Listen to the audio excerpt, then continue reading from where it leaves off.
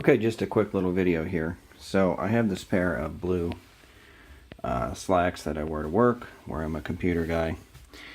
And I really don't like them. They're too flared at the ankle. They're too floppy.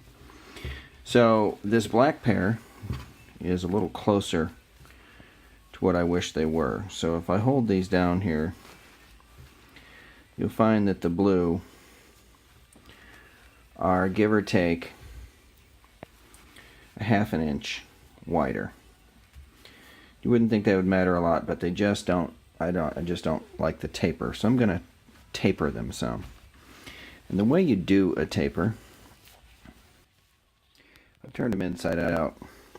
So the way you do a taper, you know, the legs of slacks are just two pieces of rectangular cloth joined at a seam when they're inside out. When you turn it right side out, you can't see the seam, you just see the join line. So what I'm going to do is I'm going to run these pants through the serger, and I'm going to take up about a ½ inch on each of these seams. I'm going to begin you know, up here, probably a little bit, say halfway up the thigh, a little bit above the knee, and then do a taper on down to the foot. So the first thing I will do is rip the seam to get the hem out of it, and then taper it, or you know, run a new seam through the serger on both sides, taking it about a ½ inch both times, and then put the hem back, and then these pants will be done. Set my machine to about 3 threads per inch with a normal stitch.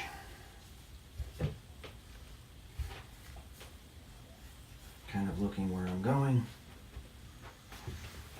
Set the machine to high speed, which it's on. And curve my way in.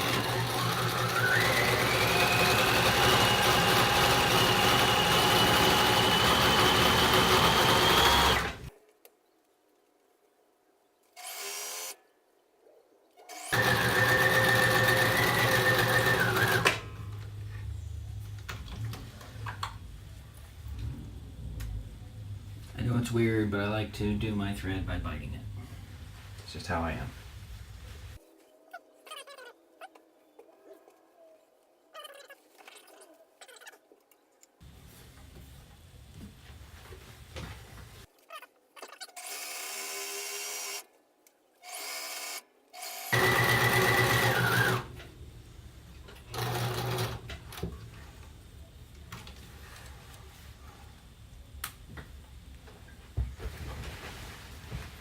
Now we'll do a quick try on to make sure that the pants are not ridiculous. Alright, so having had a look, having sewn that second seam on the same pant leg, it did look ridiculous. So I have used the seam ripper, removed that second seam, and then made a corresponding seam on the other leg. So now, give this serger a quick thread up to get all 4 threads serging, and I will use the serger simply to put a locking seam to the side of where the actual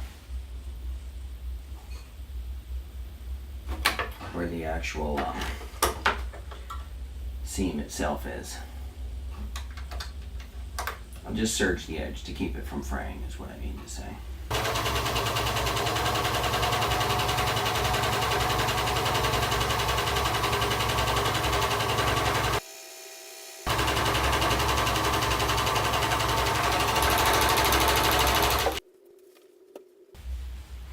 When I iron this flat, I'll be sure to iron it to the same direction, the same lay as the original ones. I'm just looking at there's a line here on the presser foot that indicates where the stitch seam will be. I'm just putting it a little bit to the right of where I've already sewn. Now the last thing I will do is that these are a little bit too long. So this hem from the factory is just a 1-inch hem with a turned in, turned under 1/2 inch. So I'm going to just basically use the old turn under and make them, the net result is that the pants will be 1 inch shorter than they were. So I'm just going to go around and cut off 1/2 inch away from the old seam line, and then I will turn under a new full inch from there and stitch it using the free arm of the regular sewing machine.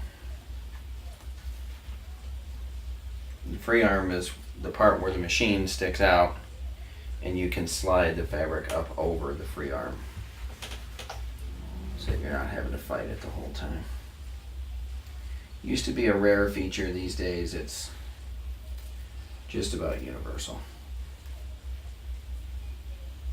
My machine is a Pfaff, was made in the, I think in the 70s. The nice thing about it is it has a walking foot. The other nice thing about it is that I got it for a song. I literally got it at a thrift store for $15. It had all of its accessories. It had one little part that didn't work. The lockup part that makes it do wind a bobbin wasn't working correctly, so I took it apart. Had some gunk in there, cleaned the gunk out, put it back together, and now it works perfectly. Truth is, I can't really afford a Pfaff to pay what they go for. But $15? I can afford $15.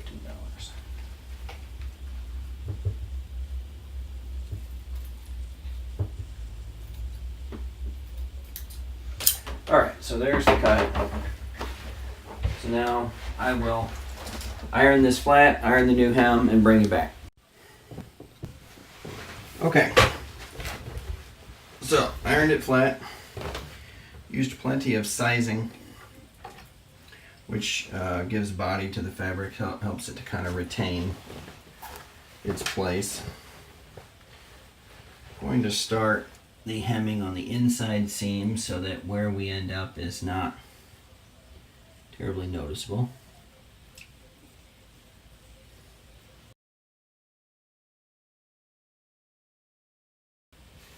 Go about 3 threads per inch. No, it's setting on 3. I'm not sure how many threads per inch it is, but it's the 3 setting, which is a medium length stitch. And I'm being sure to turn under about 1 inch here, which on this machine turns out to be about 2.4 centimeters, as it turns out. You know, the nice thing about clothing is, as long as it's not something super form-fitting, 1/4 inch is close enough.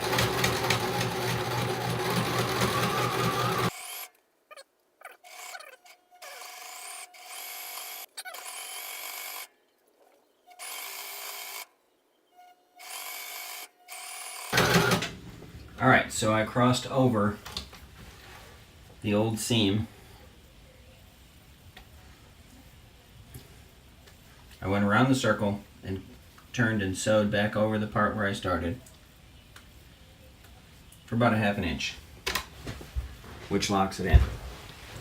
Alright, so off camera, I will do a final ironing and spiff up, just to get a nice crisp edge, nice decent look. But there it is. The pants have been tapered and hemmed. Thanks for watching.